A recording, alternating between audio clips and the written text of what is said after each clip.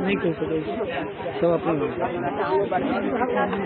मैं खतर भगवान वो पता नहीं क्या है मैं खतर भगवान आ गया क्या को फूल था ना ये तो हम लोग पीटे देते हैं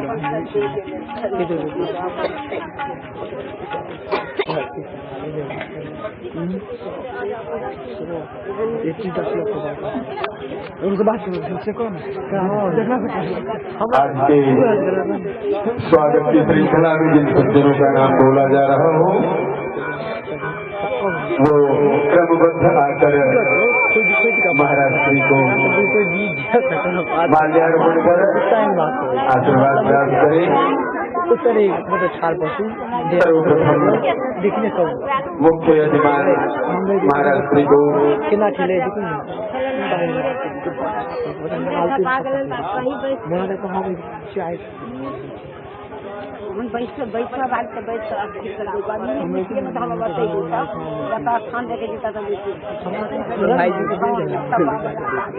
सर्वप्रथम मुख्य यजमान महाराज श्री को माल्यार्पण कर आशीर्वाद प्राप्त करें।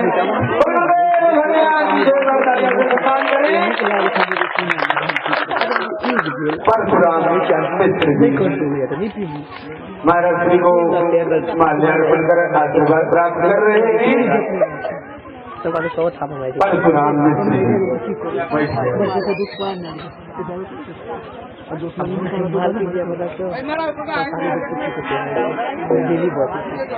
पार्टी में बताया कि पार्टी कॉलेज के शादी ले रहा पहला बात तेज नारायण पाठक जी कल मोना करती श्री तेज नारायण पाठक जी आए महाराज श्री को माल्यार्पण कर आशीर्वाद प्राप्त करें। जोरदार तालियों से सम्मान करें भगवान की। धीर झा श्री धीर झा जी महाराज श्री को माल्यार्पण कर रहे हैं। वे महाराज श्री को माल्यार्पण कर आशीर्वाद प्राप्त कर रहे हैं भगवान की। सत्यम झा जी महाराज श्री को माल्यार्पण कर रहे हैं। जोरदार तालियों से सम्मान करें भगवान की। जयकारा आप लोग क्यों नहीं बोलते भाई? बैटरी चार्ज नहीं हुआ या वॉल्टेज कर दिया? भगवान की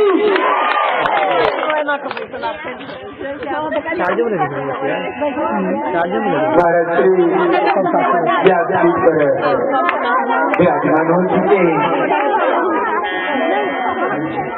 अब महाराज श्री से प्रार्थना। हे गुरुवर,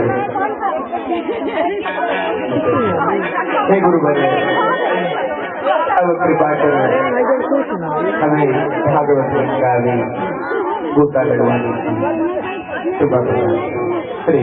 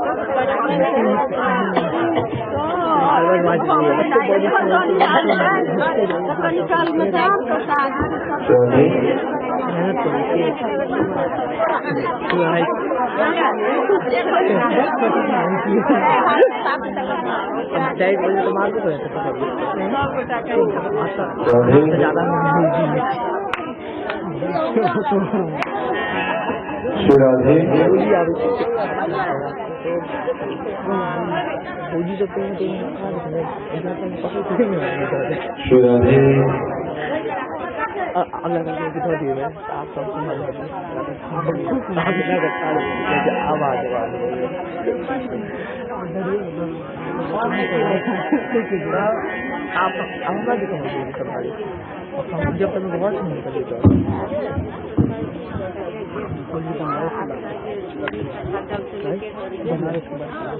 जब तक मीट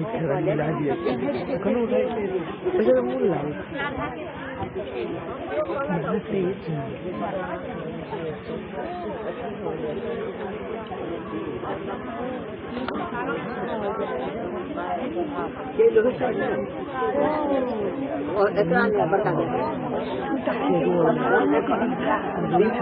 डिवाइडर खा लिया डिवाइडर के डिवाइडर खा लिया पैर में सब घंटा का घंटे खाली बाहरी काट ताकत सबसे आगे सब घंटा के बाद लेकिन आगे ले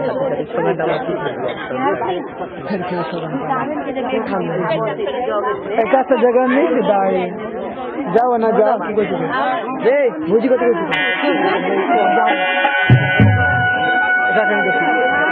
आता नहीं बैसू दाई आता नहीं आता बैसू ना आता और कृष्ण कन्हैया बाबूजी के छोटे भैया की आरती कृष्ण कन्हैया की बाबूजी के छोटे भैया की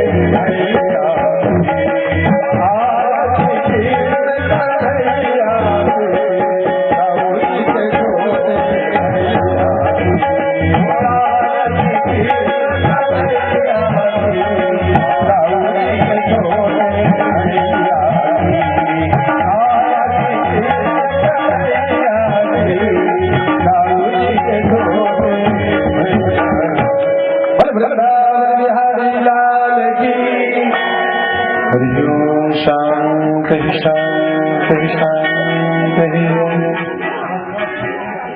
लक्ष्मीनाथ समारंभां नाथयामन मध्यमाम्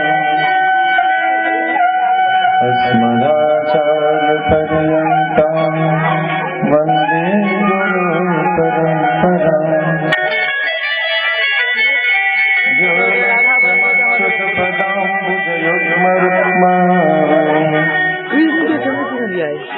नमो तत्सवितरानतृणायमेन अस्मद्गुरोर्भगवतोऽस्य दयैकसिन्धो रामानुजस्य चरणौ शरणं प्रपद्ये। श्रीवेङ्कटेशचरणाम्बुजराजहंसम् श्रीवानशैलमुनिवर्यपदाब्जभृङ्गम् श्रीशारदामगुरुवर्यतनूजरत्नम् श्रीकेशवार्यपदपङ्कजमाश्रयम्।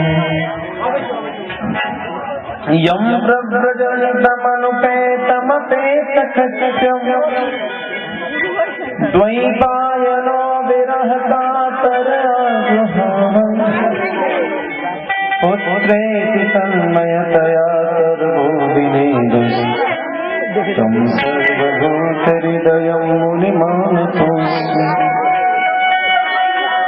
कृष्णाय वासुदेवाय हरये परमात्मने प्रणतक्लेशनाशाय गोविन्दाय नमो नमः। जय मिथिला जय मैथिली जय जय जनक किशोरी चरण कमल बंदन करो करु निर्मल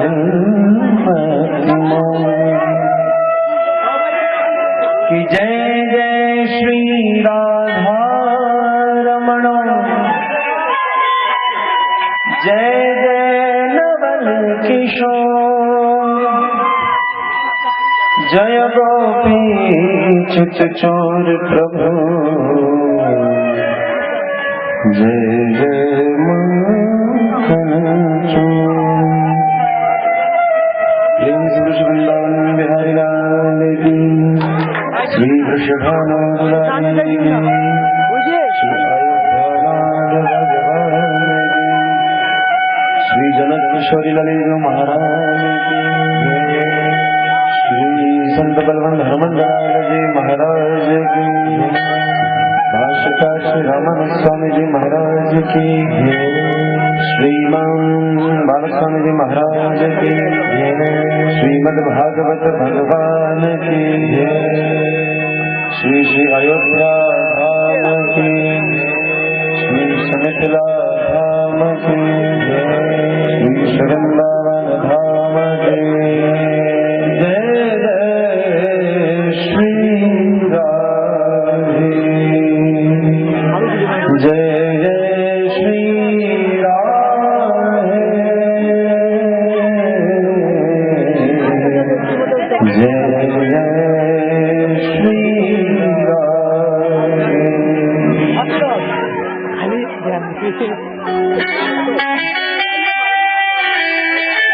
आरती ले ले।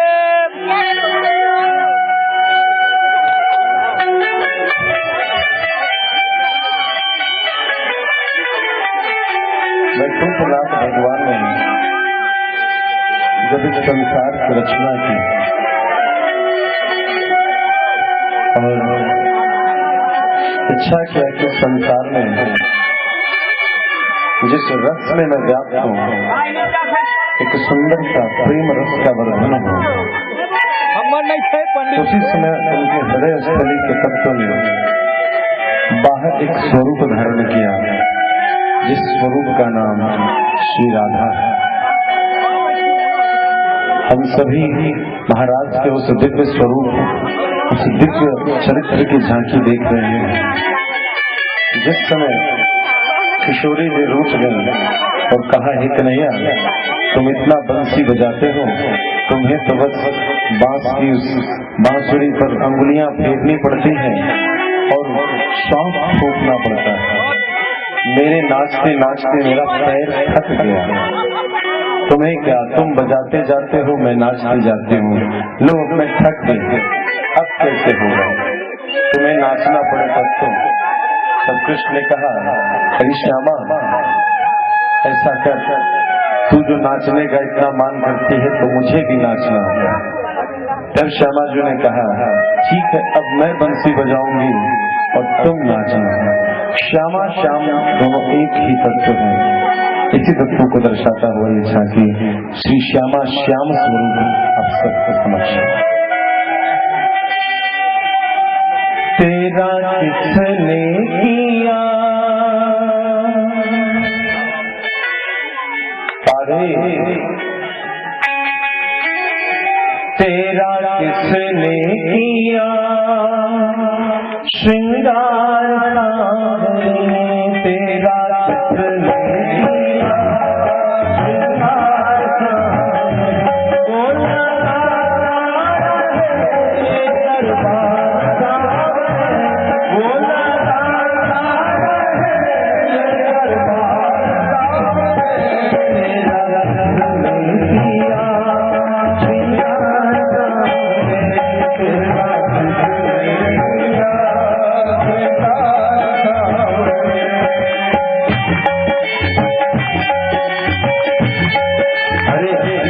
जिसने सजाया है महल को, जिसने सजाया है दरबार को, कम से कम उन हाथों के लिए कुछ में सही ताली तो बजा दो।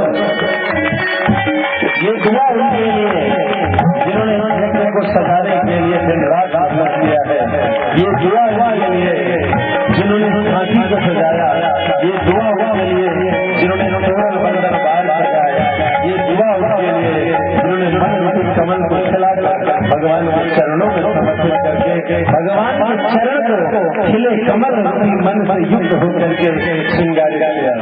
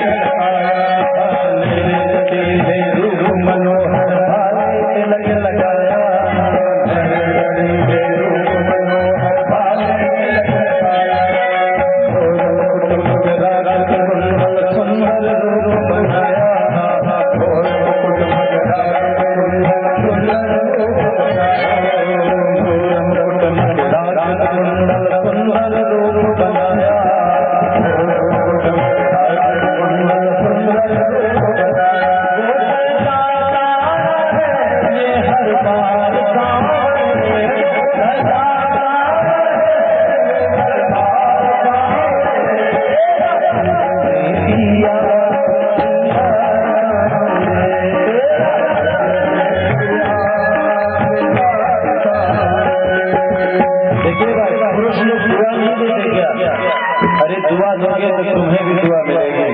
देने से यदि वही मिल जाता है तो सभी लोग तालियों की दुआ बजाओ। कहीं लगने में हाथ लगाते हो सबके लिए ताली बजाने के लिए हाथ सबसे जिसने सजाया है एक बच्ची ने रोज यहाँ रंगोली बजाया, परमात्मा उसके जीवन को संवारे। किसी ने ध्वनि का श्रृंगार किया, परमात्मा उसके जीवन को संगीत से सजाया। किसी ने फूलों से सजाया, किसी ने मंत्रों से सजाया, किसी ने रसोई से सजाया, किसी ने झांकी सजाया। जब सबने सजाया तब श्याम सुंदर का श्रृंगार हुआ। तेरा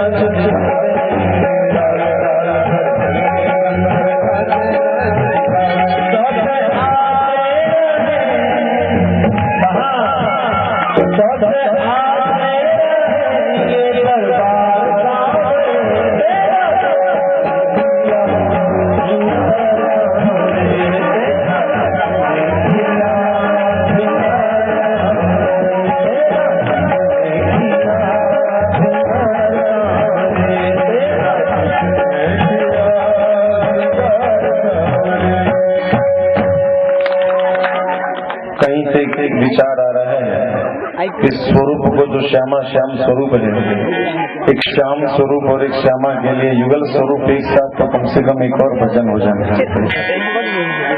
मुकुट सिर मोर का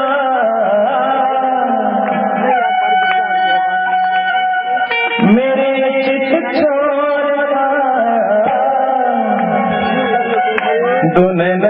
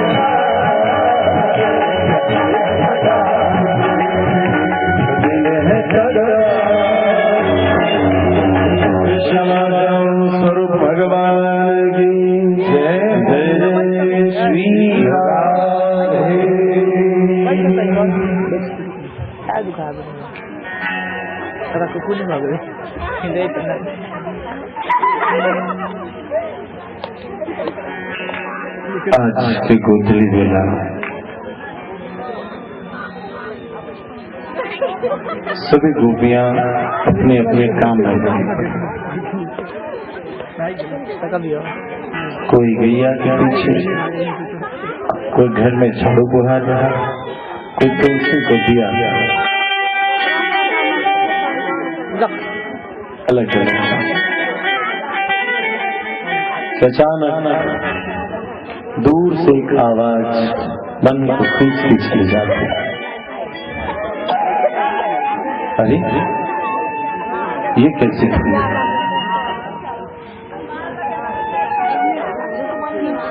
गोपियां उस ध्वनि की ओर ऐसे आकर्षित हैं कि अपने काम को छोड़कर गोपियां उस ध्वनि को सुनने के लिए घर से बाहर निकली कि आवाज निकल कर। देखो कोई बच्ची छोटी बड़ी कोई नहीं, एकदम शांति से बच्चों। बहुत गंभीर विषय में हम कभी प्रवेश कर रहे हैं, इसलिए एकदम सावधान। श्रीमद् भागवत तो पूर्ण रूप से गंभीर विषय है, लेकिन इसमें जो सबसे अत्यंत ही गूढ़ और हृदय की बात है, यदि श्रीमद् भागवत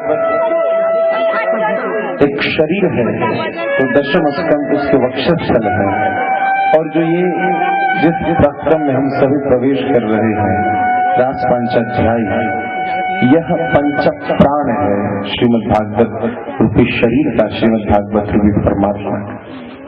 और किसी के प्राण की चर्चा, किसी की गुप्त बातों की चर्चा बड़ी गंभीरता से है। वो बंसी की तान यूं कानों में प्रवेश करती है जैसे आज मनमथ ने आज मन को मत दिया। ये किसकी बंसी है? जिसकी बंसी में विचित्र सी आकर्षण है, खींचती है अपने।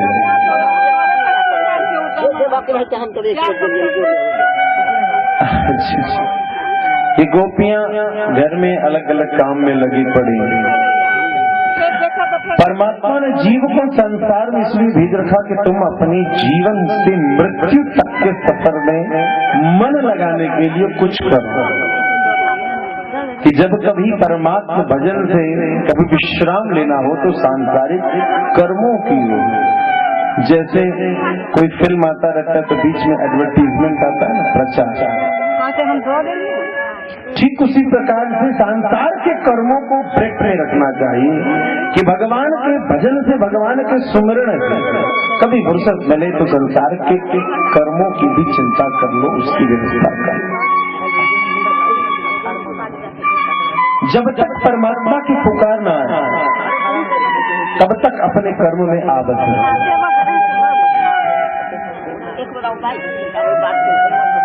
लेकिन जैसे ही परमात्मा का संकेत हुआ,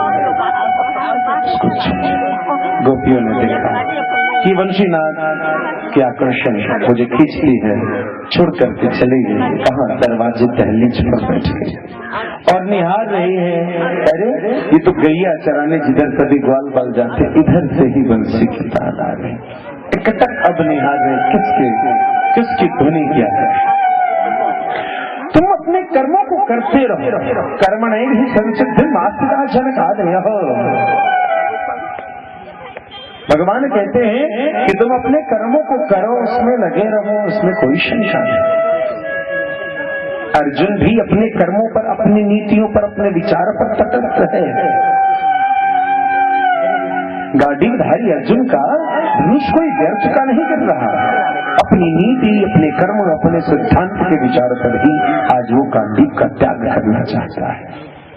लेकिन कृष्ण कहते हैं कि जब तक तुम स्वयं हो तब तक तुम अपनी नीति, अपने कर्म, अपने धर्म के विचार पर, अपने कर्तव्यों का संपादन करो, उसका निर्णय करो। लेकिन जब मैं आ गया, निमित्त मात्र भव सत्य साचिन, जब मैं सारथी हो गया तो अर्जुन कुछ मुझे भी चलने दो।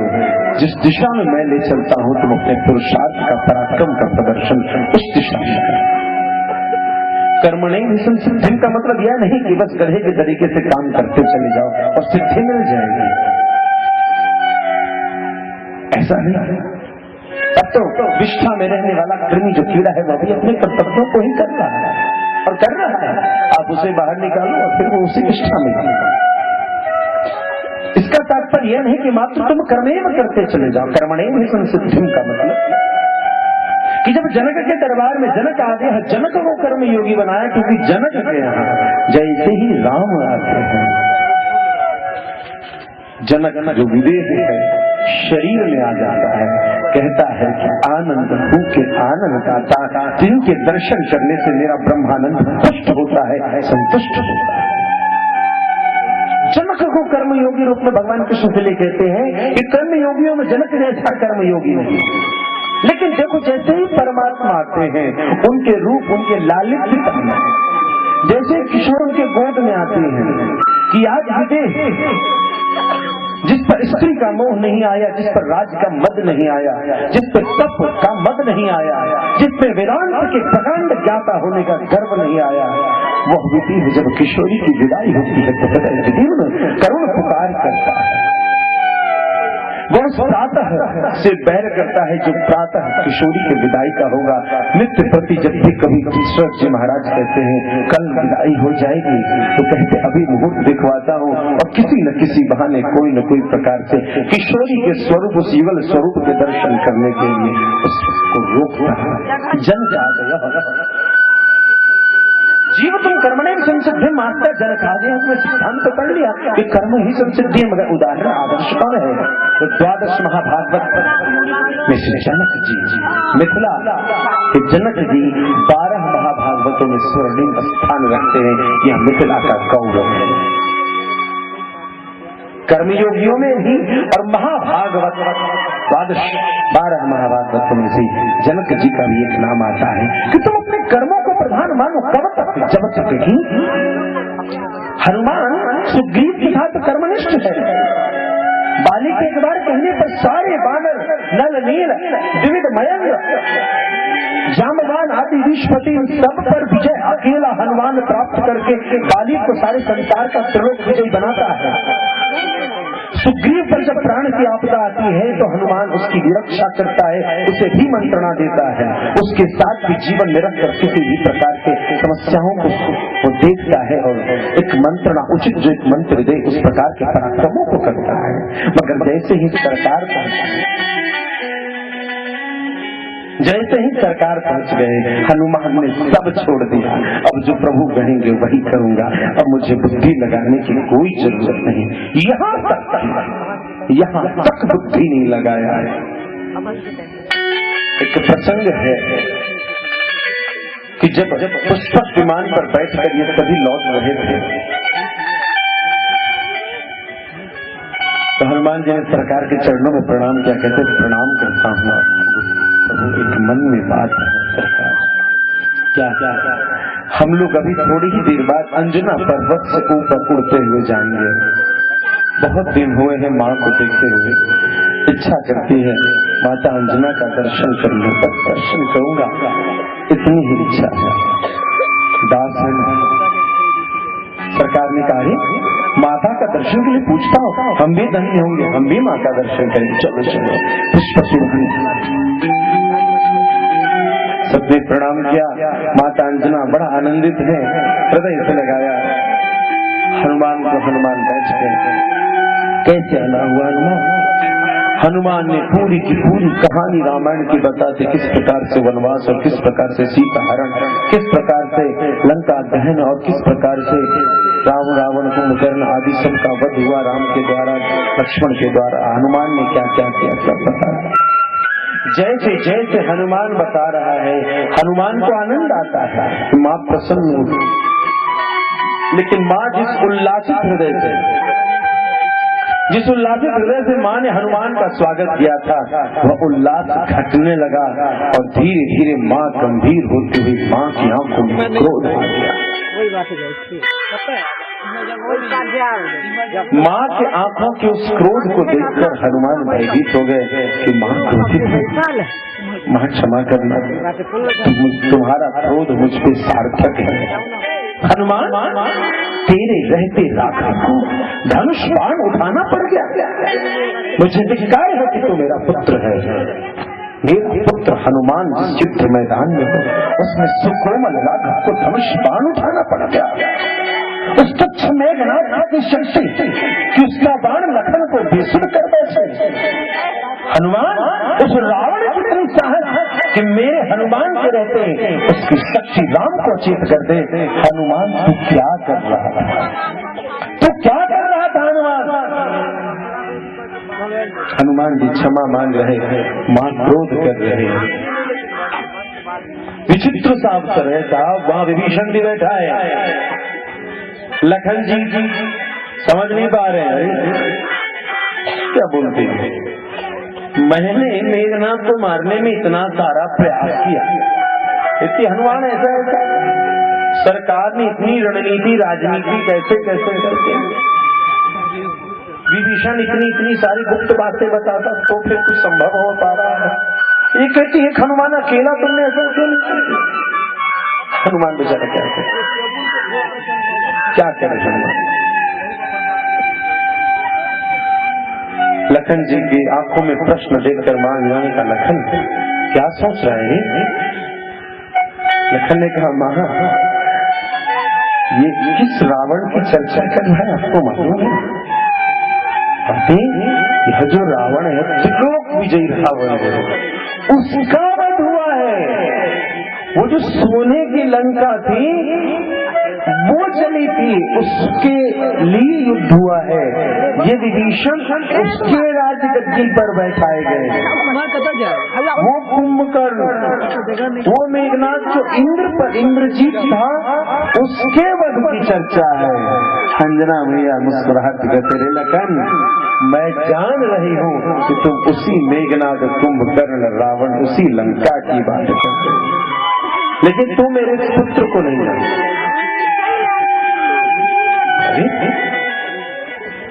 अरे भैया, मैं था, सरकार थे, विभीषण जी थे, सुग्रीव थे, अंगद था, नलनील था, इतने सारे लोग बड़े बड़े थे। हनुमान ठीक है, आपका नहीं माँ, आपका प्रेम जायज है, अपने पुत्र पर सबको अभिमान होता है। हनुमान ने काम किया, ये जो बोल दिया ना बीच वाली बात, लखन तू अभी मेरे हनुमान का नहीं है। माँ, आप राम रावण युद्ध की परिकल्पना नहीं कर सकते। अंजना ने कहा, रुक, तुझे मैं अपने दूध की ताकत दिखाती हूँ। और जैसे ही माता अंजना ने सबको कहा, सामने से हटो, जितने बानर मां अंजना के प्रभाव को जानते थे कहा, हट जाओ, हट जाओ।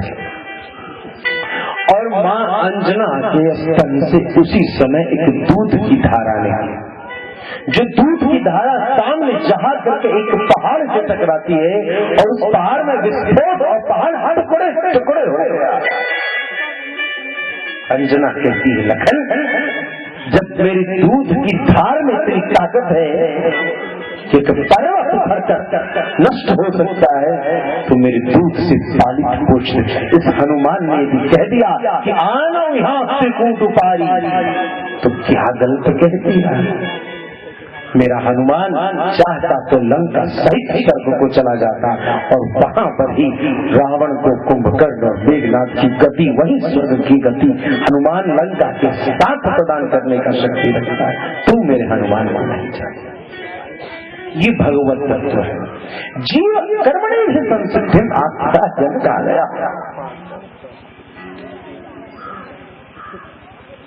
गोपियों ने आज यही किया, कर्म कर रही हैं, झाड़ू बुहा रही हैं, चावल फटकना, दाल चुनना, कंकड़ पत्थर, कल रसोई बनेगी, कोई दही मंथन कर रही, कोई कुछ, लेकिन वो बंसी की नाद आती चली गई।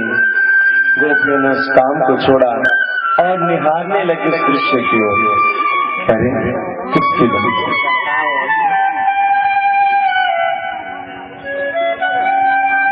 जीव को परमात्मा का एक संकेत अवश्य भी मिलता है। एक घड़ी ऐसी जरूर आती है कि जब मन मयूर कहता है कि वो है, उसका एहसास है, उसकी सत्ता है, बस वही वो क्षण है जब उस एहसास को पकड़ना है, उस एहसास को थाम लेना।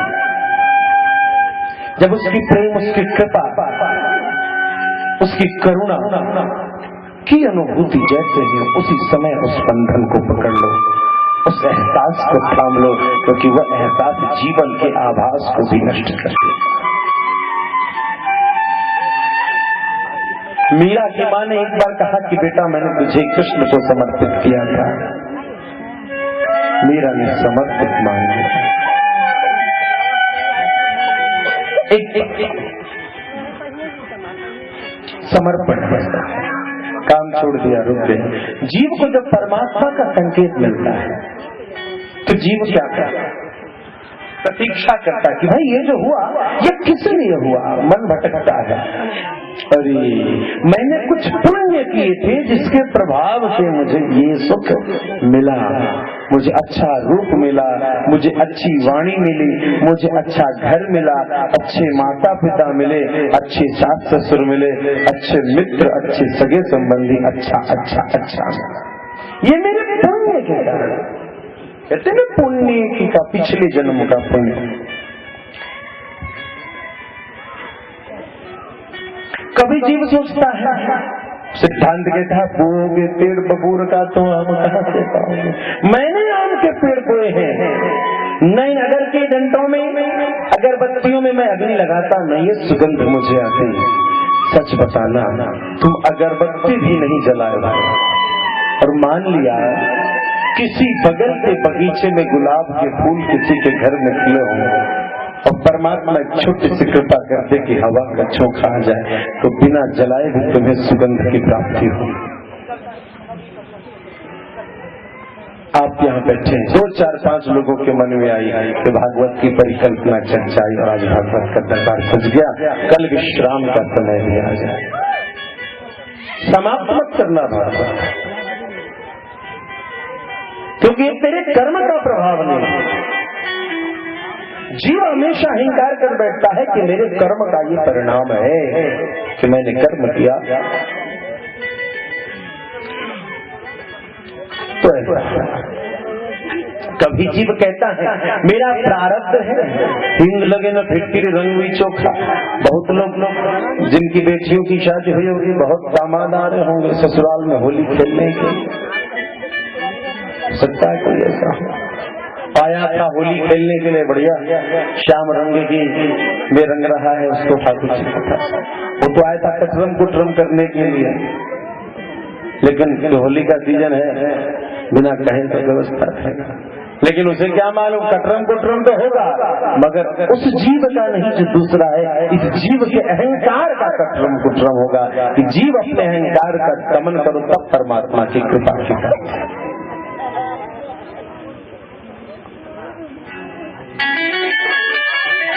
गोपियों ने देखा कि आवाज आ रही, अभी तक रुके, कुछ तो है जिसके कारण चर्चा है, कुछ तो है, प्रारब्ध है, कर्म है, गुण है, पुण्य है, जो है कुछ तो है। खैर, गोपियों ने कहा क्या कर रहा है इन सब बातों सोचकर। जीव को इस बात को स्वीकार कर लेना चाहिए, भले पुण्य है, कर्म है, व्यवस्था है, न जाने क्या है, मगर आनंद आ रहा है तो आनंद की प्राप्ति करो, निसंकोच होके करो। मैंने क्या छोड़ा, मैं किस सीढ़ी पर बैठा था और वहां से मैं बंसी सुन रहा था, ये किसी गोपी ने नहीं सोचा। गोपियां मात्र धन्य है कि कृष्ण की बंसी की ध्वनि आ रही है।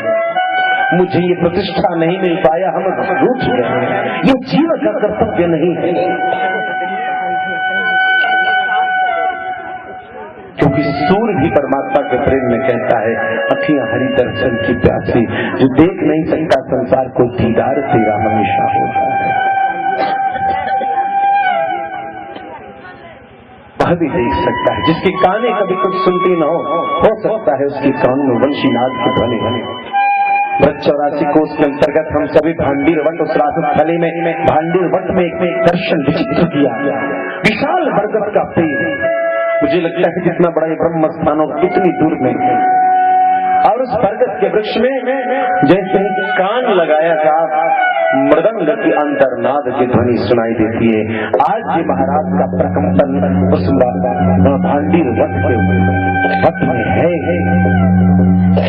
तो जिसके कान में वो पर्वत कभी मृदंग नहीं बजाएगा, लेकिन उस पर्वत पे मृदंग की ध्वनि हम लोगों ने अपने कान से सुनी है। तुम्हें भी सुनना हो तो चले जाना। यह प्रभु की कृपा है, जब गूंगा भी बोलता है, लंगड़ा भी चल चलता है। जीव क्या करे, अहंकार का दमन कर अपने कर्तव्य तक का त्याग करके जीव परमात्मा का सुमिरन करेगा, उसके इशारे को समझे। जीव ने देखा, क्या देखा? पहले गाय के चरणों की ठोकर से निकली हुई धूली, गोधूली बेला, गाय के चरणों की ठोकर की धूली का एक अंबार देखा गोपियों ने। क्या मन में आया कि तुम्हारी जो गो कौन? इंद्रियों के प्रभाव, जो पराक्रम तुम करते हो, जो तुम अपने कर्म करते हो, गाय की पैर की ठोकर, तुम्हारी कर्म जो इंद्रियों के आधार पर करते हो, उसका जो परिणाम है वह धूली स्वरूप, छोटे छोटे जो कर्म के फल स्वरूप जो छोटे छोटे प्रभाव है, वही वह गोधूली की स्थिति है, गोधूली का अंबार। गोरक्षा गुर गाय के चरण का रक्षा, तुम्हारे इंद्रियों के द्वारा किए गए कर्मों का फल। तो क्या इन धूलों के कण से आवाज निकल रही? क्योंकि कई बार आप शंख खरीदो और शंख को कान में लगाओ तो उसमें से समुद्र की लहरों की आवाज आती है। कई बार हवा जब जंगल में चलती है तो एक विचित्र सी आवाज आती है जो लगता है जैसे कोई बोल रहा हो। तो क्या ये धूलों के अंबार ने कोई ऐसी आकृति बनाई जो आज के विचित्र की ध्वनि मन को आकर्षित आवेशित करने वाली है? नहीं। जीव यहाँ नहीं रुकेगा, गोपियां यहाँ नहीं रुकेंगी। सामान्य जीव उस गोधूली के अंबार को देखकर रुक जाएगा, मगर ये गोपियां हैं यहाँ नहीं रुकेंगी। अपने कर्मों के फल पर विश्वास नहीं करेंगी कि मेरे किए गए किसी भी कर्म का फल या फलों का अंबार ऐसी अंतर्नाद की ध्वनि दे सके। ऐसा कोई कर्म नहीं, ऐसी कोई गो, ऐसी कोई इंद्रिय नहीं जिसके कर्म का प्रभाव ऐसा हो कि परमात्मा की अंतर्नाद की ध्वनि सुनाए। जीव विश्राम रुका है और परमात्मा की कृपा की अनुभूति के लिए अभी भी निहार रही है गोपियां। क्या देखा गोपियां? उन गाय की धूली के पीछे क्या है? गाय का है गो मतलब इंद्रिय। अरे मेरे कान नहीं होते तो क्या मैं सुन सकता? मेरी आंखें नहीं होती तो क्या मैं देख सकता? मेरी नासिका नहीं होते तो मैं सुन सकता? मैं हूँ जीव का अपने शरीर के एक साधन रूपी होने में अहंकार। कि मेरी इंद्रिय है, मेरी आंखें हैं, मेरी जीवा है तो मैं नाम बोल सकता हूँ, मेरी जीवा नहीं होती तो मैं नाम कैसे बोल सकता। संत भी तो कहते हैं कि मुक्ति शुद्धि के लिए मुख से नाम जपो, न मुख होता न नाम जपती, तो धन्यवाद है इस मुख का जिसने नाम जपा, धन्यवाद इस कान का जिसने हरिनाम सुमिरण किया, धन्यवाद इस आंख का जिसने स्वरूप का दर्शन किया, धन्यवाद इस पैर का जो तीर्थों तक जाते हैं, धन्यवाद इन हाथ का जो तुलसी के माला, फूलों के माला भगवान के लिए सुंदर सुंदर भोग नैवेद्य तैयार कर, धन्यवाद इस मन का जो सोचता है कि आज ठाकुर का श्रृंगार कैसे करूंगा, आज और श्रृंगार कहता होगा जो आज तक मैंने नहीं देखा, अनुपम है, अनुपम का श्रृंगार अनुपम जैसा कर, कम से कम तुम्हारा हृदय तो कहते कि आज तक ऐसा स्वरूप नहीं देखा, क्योंकि वो अनुपम है।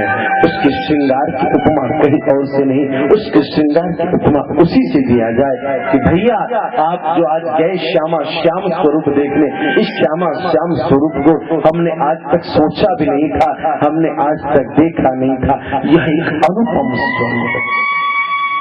कल्पना करो, मैं परमात्मा को सामान्य चीज नहीं दूंगा, मैं परमात्मा के चरणों में सामान्य भाव नहीं दूंगा, क्योंकि वो असामान्य है। बाघिन के दूध को कभी भी लोहे की कटोरी में रखोगे तो लोहा का कटोरा में छेद हो जाएगा, दूध फट जाएगी। बाघिन का दूध जब रहेगा तो सोने के पात्र में रहेगा, सोने के कटोरी में उसकी भी प्रतिष्ठा और दूध भी नहीं फटेगा। तो असामान्य को असामान्य तरीके से, अनुपम अपने हृदय से तुम जो नहीं कर सकते, अपनी सीमा से ऊपर असीम भाव से उस असीम की चेष्टा करो। अपने इंद्रियों पर विश्वास करती नहीं गोपियां, तुम और हम अपने इंद्रियों पर आबद्ध हैं कि नाक न होते तो सूंघता नहीं, कान न होते तो सुनता नहीं, जीवा न होती तो बोलता नहीं, संगीत में नहीं जानता तो मैं बजा नहीं पाता, मैं गा नहीं पाता। लेकिन गोपियां इन गुण रूपी इंद्रिय रूपी गायों को देखकर रुकेगी नहीं। नहीं, आज तक तो थी मेरे पास ये कान, थी तो मेरी ये कान, मेरी आंखें थी, मेरी इसमें मैंने जो पढ़ा लिखा वो सब था, मेरे हाथों में ताकत थी, मेरे पैरों में भी ताकत थी, लेकिन आज कुछ अलग हुआ जिसके कारण मेरे मन को शांति मिली। बड़ी चाहतों से ये चाहत मिली, बड़ी चाहतों से ये चाहत मिली है, तड़पते जिगर को कुछ राहत मिली है, ज़मीन आसमां की ये फितरत मिली है, मेरी शाम तेरी जो आहट मिली है, मेरी शाम तेरी जो आहट मिली। ये वो ध्वनि है जो सारे संसार को अपने नियंत्रण में, अपने नियंत्रण में कर रहा है।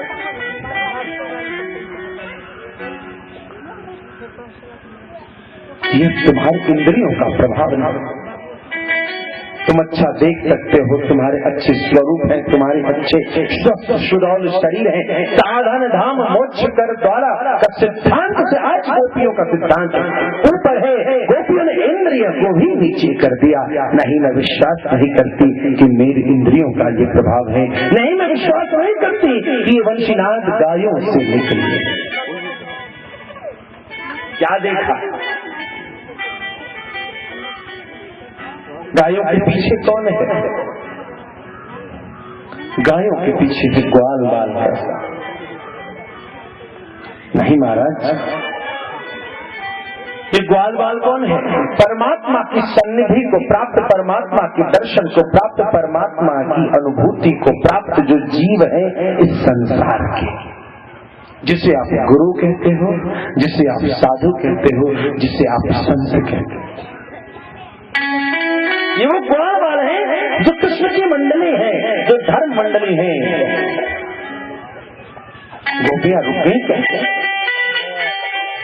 कभी कभी मन में आया गोपियां, अरे लगता है इन छोरों ने बंसी बजाई, जीव भी कभी कभी ऐसे परमात्मा की सन्निधि या कुछ कृपा प्राप्त साधकों के पास उलझ जाता है।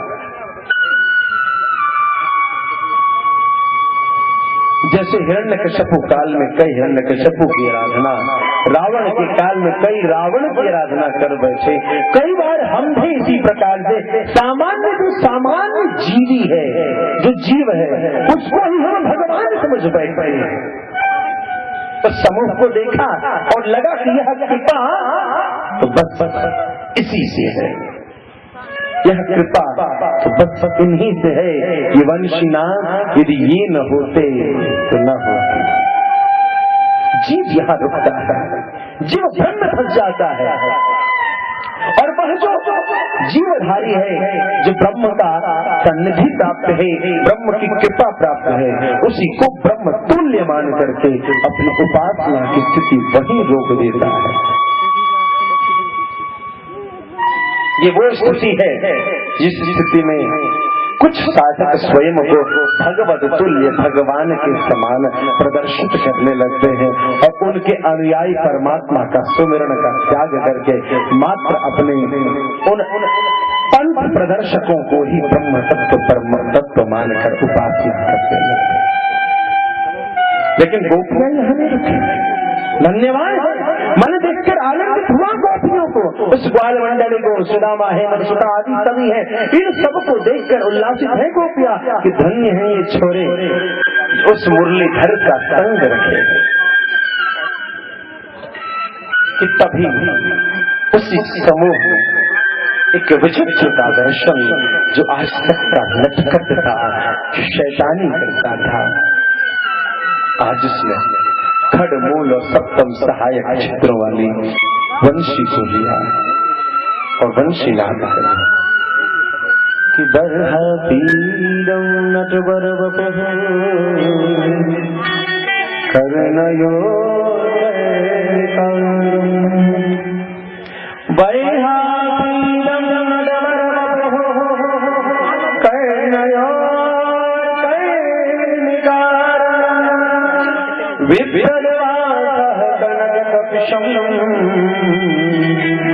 वैजयंती चमाला, वैजयंती का माला कानों में। आज सबका सुन, आज मैं फैशन शो में जा रहा हूँ, मेरा सब मिलकर श्रृंगार कर कानों में कनेर के फूल से कुंडल पहन लिया। कर्णयोर कर्णिकारम विप्रदवास कनक कपिशम, बढ़िया विप्रदवास चमक रहा, कनक कपिशम बिजली किसी कांति है, आंख नहीं ठहर रही, ऐसा बढ़िया एकदम सिल्क का कपड़ा पहना। वैजयंती च माला, और माला वैजयंती रंगामेणोरधर सुदया, अधर सुदया अधरामृत रंगान प्रवेशित कर रहा है, फूक रहा है, उसमें समाहित कर रहा है। पूरयन गोप वृंद, पूरयन और भरा हुआ है इसके साथ गोप वृंद, ग्वाल बालों के समूह के साथ वो मुरलीधर है। वृंदारण्यम स्वपद रमणम, ये वृंदावन, वृंदावन वृंदारण्यम स्वपद रमणम। आज कन्हैया कैसे चल रहा है? नंगे पांव चल रहा है। स्वपद रमणम, जब वृंदावन जाओ तो पोथियों के चक्कर में रहो, रमण करो। जब तुम जैसे कंजूस वहां जाएंगे, पर्स ऐसे रख करके कि कहीं किसी मंदिर में दान न करना पड़ेगा, बड़ा ठगाई सही पंडा, हर टका टका टका टका टका एकदम ऐसे करके, और ऊपर सेटेलाइट पर बैठा हुआ है रडार बना करके, कौन? बंदर। अरे इसके दिमाग में गड़बड़, ये बपौती समझ रखा है इसने माल को। लक्ष्मी तो नारायण की पत्नी है, इसने अपना बना लिया। कुछ नहीं करेगा, मारेगा एक पटाख, हाथ ऐसे पर्स लेगा और माल ऊपर। क्या बात, ऐसे ऐसे माल दिखा दिखा के टका बेकार है।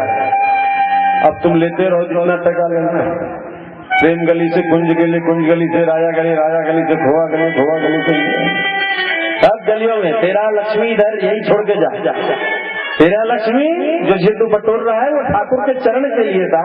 तो माल बढ़िया वाला मोबाइल, हेलो, अरे का हेलो हेलो ये नहीं सुने यहाँ नहीं है लिया न कहना है। अरे सारा संसार का यदुपति परमात्मा जहाँ बैठा हुआ है वो अपने पति को हेलो, उसको नहीं आना था, उसको वही करना था जो कर रहा है। बोलते है ना मन वहाँ तो मिलेगा नहीं। नो लहसुन प्याज किस स्वादे नहीं बुझाई की कहिए केना केना मन। तो उनसे पूछो जो प्रयाग में जाते हैं और बालू फांक के भी उनको स्वाद मिलता है। एक सीतामढ़ी की माता जी चली गई थी, हमारे बीच के किशोर ज्योतिष जी हैं, जैसे चित्रसेन जी हमारे बनारस से ही है, गोरखपुर में बनारस में, तो किशोर ज्योतिष जी हमारे किशोर झा सीतामढ़ी के, उनकी चाची जी गई, कहे अरे महाराज जी वो माता जी जल्दी जी दर्शन करना चाहती हैं प्रयाग, और बोली 2 दिन रह लेंगे। हम बोले हमारे आश्रम में ले आइए, व्यवस्था करती जाएगी। हम बोले चाची कहिया तक रहा के छे बउआ जनबे करे छी बालू छै एना एना छै हमरा ई छै हमरा एना ई छै जे जे छै जे जे अहाँ सबके पास छै से उनकरो पास छै और की छै केना है 2 दिन क्यों ना रहे कहे जे 3 रात रह के चाहे 3 रात हमको 3 रात कह के 15 रात रह करके जब तक झोला घंटा उठा नहीं तब तक नहीं। बाद में 3 रात का बड मन लगे छै कथी तक बालू खाके तुम ये तुम्हारा भ्रम है, ये तुम्हारा भ्रम है कि स्वाद तुम्हारा वो कटरम कुटरम देता है, कि स्वाद संतुष्टि, स्वाद भले जो कुछ दे दे, ये तुम्हारा भ्रम है कि संतुष्टि तुम्हारी रसोई का जो सामग्री जो निषेध है वो देता है। संसार में 10 हजार 20 हजार लोगों के भंडारे, इंदौर में जब हमारे स्वामी जी के यहाँ भंडारा होता है तो साहब 30 हजार जनता 4 घंटे लाइन में लग करके प्रसाद पाने के लिए इतना मिल जाए, और यहाँ तुम प्रसाद में भी शिकायत करने से नहीं चुकते हो। सत्य बताता हूँ, इन बातों पर मुझे वो नहीं होता कि आप गलत कर रहे हो, वही आपसे हमारी अपेक्षा, क्योंकि आपकी सोच गलत है कि स्वाद कहीं और है नहीं। परमात्मा की श्री चरणों में समर्पित जो नैवेद्य है वही तुम्हें संतुष्टि, वही तुम्हें वर्धन दे सकता है। उसकी मात्रा इतनी हो चाहे इतनी,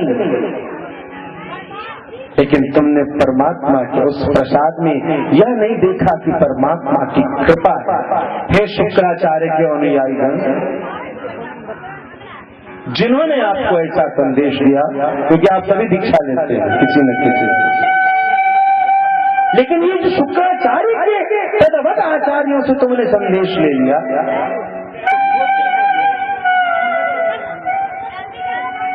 शुक्राचार्य भी गुरु है, बृहस्पति भी गुरु है, वशिष्ठ भी गुरु है।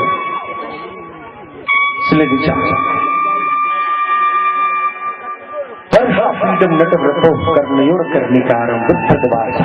परमात्मा ऐसा कपड़ा पहनता है कि सारे संसार को चमक पड़ता है, आंखें नहीं ठहर रही, चमचम चमचम कर रहे, जो खींच ले अपनी ओर वह कृष्ण है, जो सारे संसार को ऐश्वर्य प्रदान करने की शक्ति रखता है। आज हम उस कृष्ण के दरबार में हैं और वो अपने ऐश्वर्य की व्यवस्था कर लेता है। साहब एक छोटा सा पूजन करा लो, एक दिन के भंडारे की व्यवस्था करने में हालत खराब है। और यहाँ देखो परसों जन्म के दिन का सबको बढ़िया माल छिक मिला, घर बांध करके ले जाने वाला सिस्टम भंडारा नहीं होता, जो दरबार में आए उसी को प्रसाद देंगे। 56 भोग में माल बटोर के सब ले गए। आज क्या है? क्योंकि इनका ध्यान माले पर है। उत्सव क्या है?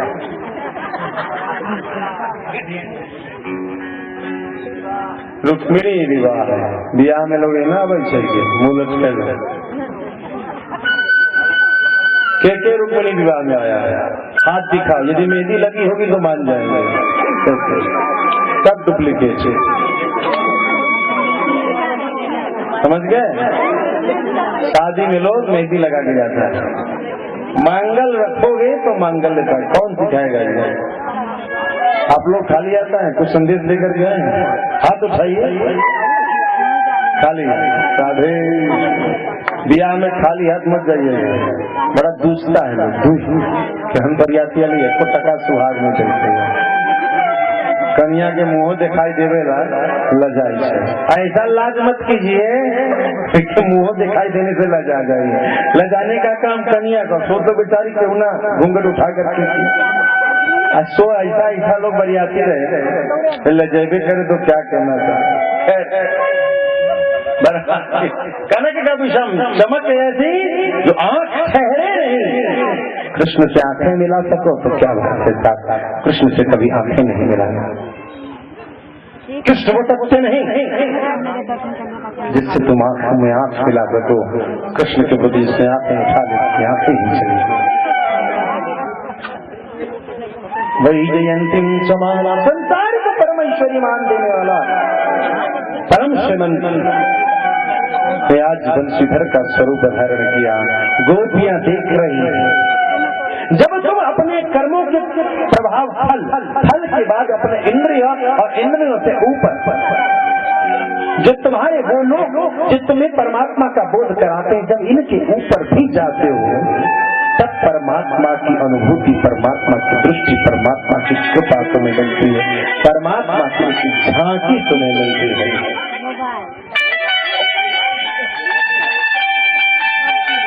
और जब झांकी मिले तो क्या, अब गोपियां देख, अरे अरे ये तो अपना नंदलाल है, बंसी बजा रहे हैं, बढ़िया सुंदर, क्या बात है। आज तक ऐसी बंसी नहीं सुनी, उसकी बंसी में गजब का आकर्षण है। कन्हैया बंसी बजाता बजाता धीरे धीरे धीरे आगे बढ़ रहा, और गोपियां इधर से देखते देखते देखते देखते देखते आगे बढ़ते चले जा रहे, कृष्ण को देखते। कृष्ण जैसे ही उस गली से मुड़ना चाहता है कि गोपियां लगा, रे कन्हैया निक रुक तो जा। कन्हैया बंसी बजा रहा है, इसलिए अपनी बंसी के धन में परमात्मा अपनी लीला उपक्रम में व्यस्त है। परमात्मा हमेशा इस संसार की लीला नियंत्रण लीला ही कर रहा। गोपियों ने कहा, कान्हा कान्हा रे रुक जा। कान्हा ने अपनी बंसी बजाना छोड़ दिया और बंसी छोड़ करके रख दिया, रुक गए। क्या बोलती हो? अरे गोपी क्या बोलती? इधर निक इधर रहियो। कान्हा निक कहियो।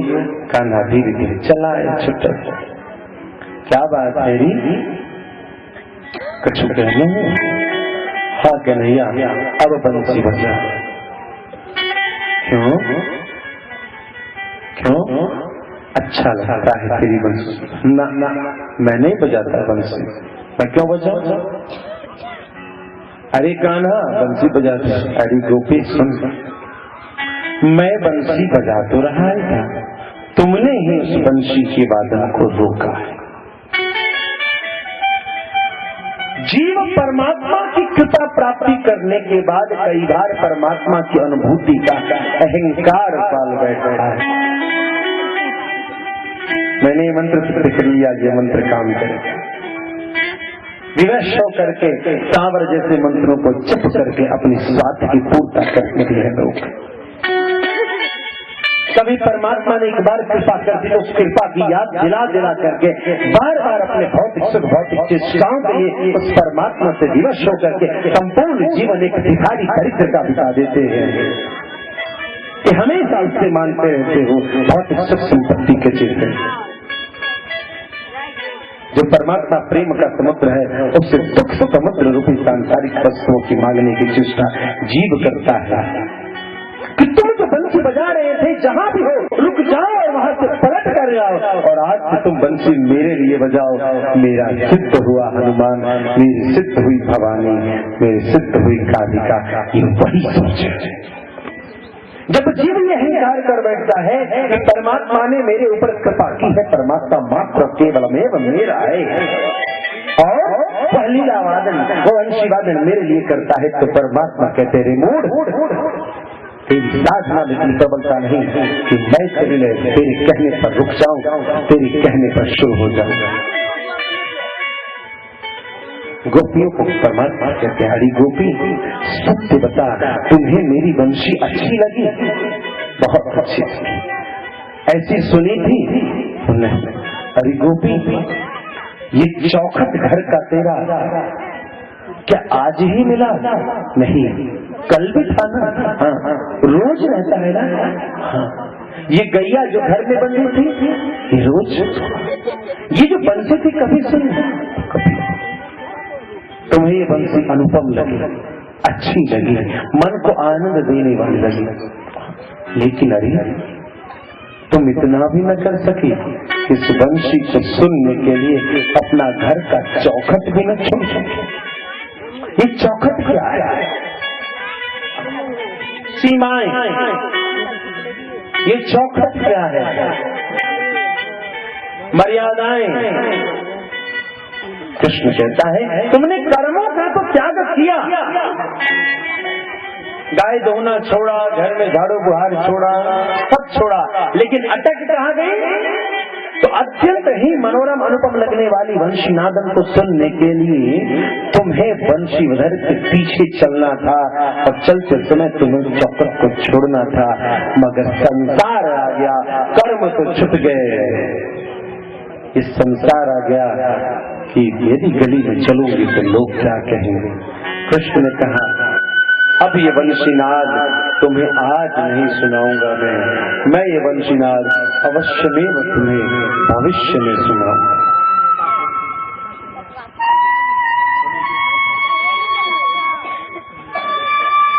और ये वंशीनाद तुम्हें भविष्य में सुनाऊंगा, इसके लिए तुम तैयार हो जाओ। अगहन में सुनाई वंशीनाद। इसके पश्चात गोपियों ने कात्यायनी भगवती का पूजन आराधना किया। कात्यायनी महायोगे महायोगे नधीश्वरी नंद गोप सुतम देवम पति में कुरुते नमः। बढ़िया, भगवती का उपासना कर। ये उपासना करते करते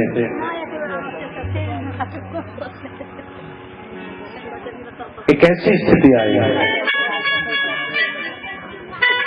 कुछ संतों का ऐसा भी मत है कि गोपियां कृष्ण की प्राप्ति की लालसा से वाम मार्ग की साधना करने को प्रस्तुत हो गई। यदि जल में नग्न खड़ी होकर के आराधना उपासना करूंगी तो मुझे कृष्ण की प्राप्ति हो जाएगी। उस जीव को सावधान करने के लिए परमात्मा ने स्वतन को ले लिया, उस चीर को ले लिया और वृक्ष पर अरे कन्हैया हमारे कपड़े तो दे दे। क्यों? तुम्हें तो कपड़े की जरूरत नहीं।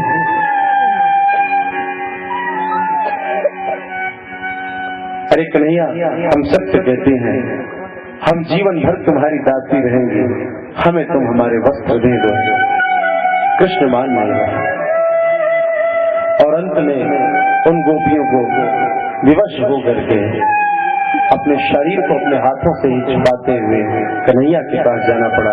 तब कृष्ण ने वस्त्र दिया और कहा अरे गोपी वरुण पुरुष तत्व है, स्त्री को हमेशा अपने प्रेम करते समय अपनी मर्यादा का ख्याल रखना चाहिए। ये जीव जब वाम मार्ग की ओर आराधना करते हुए अपने परमात्मा को परमार्थ न मान के स्वार्थ की चेष्टा कर बैठता है और वाम मार्ग की साधना से ही इसे प्राप्त करना चाहता है। परमात्मा कहते हैं मैं किसी साधना के द्वारा साध्य वस्तु नहीं हूं,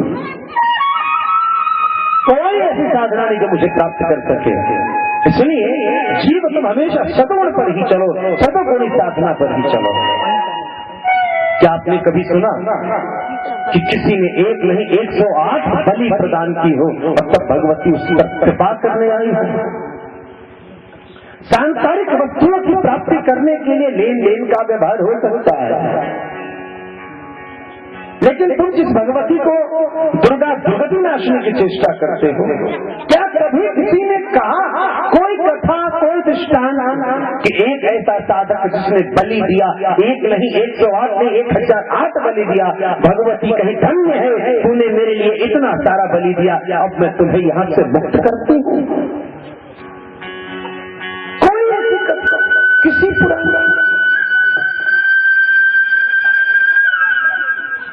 सांसारिक वस्तुओं की प्राप्ति करने के लिए मार्ग हो सकता है, दंड का विधान है, नीति का विधान है, भौतिक सुख की प्राप्ति के लिए तंत्र का विधान है, लेकिन कहीं कभी सुना कि किसी ने इतनी बलियां चढ़ाई। भगवती ने कहा, वाह रे पुत्र, तू धन्य है, तूने इतनों का वध किया। आज मैं तुझे सम्मानित करते हूँ, तुझे मैं मणिपुर में स्थान दूंगी। मणिपुर विलासिनी कभी जगदम्बा ने ये प्रेम की स्वरूपा है, या देवी सर्वभूतेषु माया रूपेण संस्थिता। क्या कभी उन्होंने जो दया रूपेण संस्थिता, जो क्षमा रूपेण संस्थिता, जो शांति रूपेण संस्थिता है, क्या उन भगवती ने किसी ऐसे बलि करने वाले को अंगीकार कर किया? ऐसा कभी सुना कि उसे अपने शरण में निज धाम में स्थान दिया? गोपियां भी उसी वाम मार्ग की ओर चलती हैं, लेकिन कृष्ण कार्य ना मैं तुझे वाम मार्ग में नहीं जाने दूंगा। आज के बाद ऐसी दुष्चेष्टा, ऐसी दुष्चेष्टा। और भगवान ने इस प्रकार से चीरहरण की लीला को वर्ष बीत गए। समशीतोष्ण महीना कार्तिक का, गोपियां कृष्ण का सुमरन, कृष्ण की याद करती रहती है कि कभी तो कृष्ण का वंशी वादन फिर से सुनने को मिले। अगहन में बजाया था बांसुरी, और आज 1 वर्ष लगभग पूर्ण होने हुआ। शरद ऋतु का महीना, रात्रि का समय, जब शरद होगी, जब ठंडक होगी, जड़ता जाड़ विषमपुर लागा। परमात्मा कहते हैं, मुझे प्राप्त करने के लिए ज्ञान की आवश्यकता नहीं। त्रेता में आश्विन की पूर्णिमा, जो शरद ऋतु की पूर्णिमा, राम और जानकी का मिलन अवलोकिया में, भक्ति का ब्रह्म से मिलन जनकपुर में, और आज द्वापर में वही शरद ऋतु। जड़ता जाड़, तुलसी बाबा ने लिखा, जड़ता जाड़ विषमपुर लागा। ये शरद ऋतु क्या है? जड़ता है, मूर्खता है। शरद ऋतु क्या है? मूर्ख। परमात्मा कहते हैं कि मूर्ख हो या कुछ भी हो, मगर इसमें प्रेम रूपी पूर्णिमा की चांद हो। प्रेम रूपी पूर्णिमा, शरद।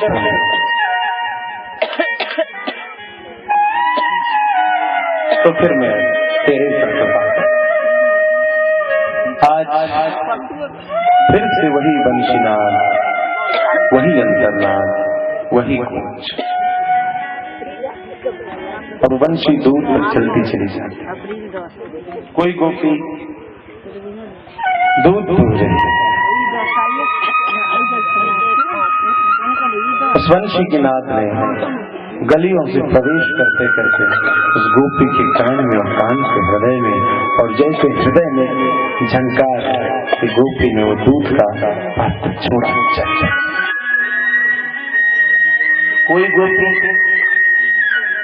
अपनी एक आंख में काजल लगा रखी है, दूसरे में लगाने वाले कि तभी वंशी वादन उस गोपी ने काजल की डिब्बी फेंकी।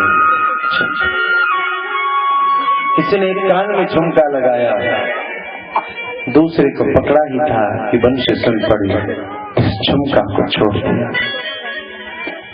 किसी ने एक पैर में पायल, किसी ने एक पैर में कंगन। एक गोपी रसोई करके अपने ससुर सास को नैवेद्य दे रही क्या कर और जैसे ही वो अंशनाद आया छोड़ दिया, चल चल। एक गोपी दूध उठाने लगी,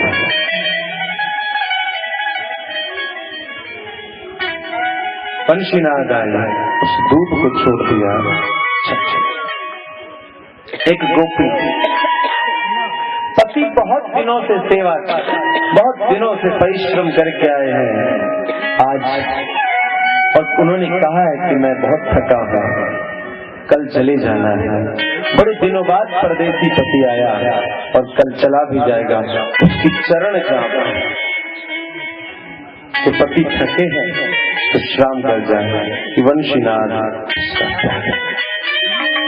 एक गोपी अपने बच्चे को दूध पिला रही है, वो बच्चा रो रहा है कि दूध पिएगा और सो जाएगा, कि वंशीनाथ इस बच्चे को रख दिया, चल चल। एक गोपी, आज पति ने कहा है आज शरद पूर्णिमा की रात्रि है, तुम उस चांद जैसी सजो, श्रृंगार कर रहे हो। और जैसे श्रृंगार पूर्ण हुआ कि वंशीनाथ, वो गोपी छन छन छन छन करके दौड़ते हुई बाहर निकल गई। गोप ने देखा, बावरी होगी क्या, ये कहा जा रहा है। कुछ सोचा न समझा, द्वार पर वो गोप जाकर के कुंडी लगाकर सामने खड़ा हो जाता है। कहाँ जा रहा है? उस गोपी ने कुछ कहा नहीं, क्या तो तुमने लकड़ी के दरवाजे में कुंडी लगाई। गोपी ने आज अपने शरीर के दरवाजे को खोल दिया और सूक्ष्म स्वरूप में यमुना नदी के किनारे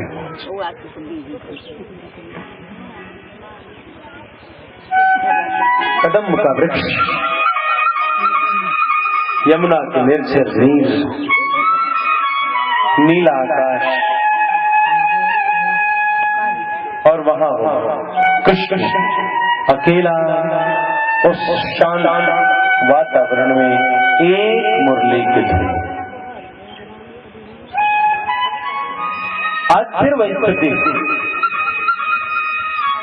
गोपियों ने अपने कर्तव्य का त्याग किया, सांसारिक कर्मों का त्याग किया और कृष्ण की वंशीनाद सुनने के लिए क्या बंसी बनते चले जा रहे हैं, बजती चली जा रहे हैं, बजती चली जा रहे हैं।